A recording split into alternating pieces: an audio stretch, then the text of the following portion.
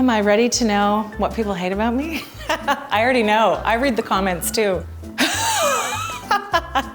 How old is Beth? 80? 90? 70. Every time she doesn't know how to describe ugly choices, she brings in more depth. But what the hell is depth? This entire look is awful. That's harsh. First time I saw a renovation go backwards, lol. Yes, because every house needs 3,000 candles. They do.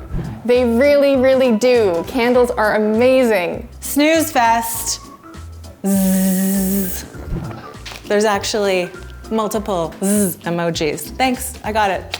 For the love of God, why can't these designers speak proper English? Their grammar is abysmal. Oh, this is nice. Beth and Tessa Virtue could be sisters, even though she said she thought I could be her mother, but that's another story. Colorless, the art sucks. I made that painting. The rug has about as much impact as a fart in the wind. Like a fart in the wind. I love that. I want a woman like this, elegant taste. How awkward from strangers. I love when Sigourney Weaver gives tips on bathroom renovations. That's great. Where do I see that? They think you look like Sigourney Weaver. Oh, I love you, Mr. Osa. See?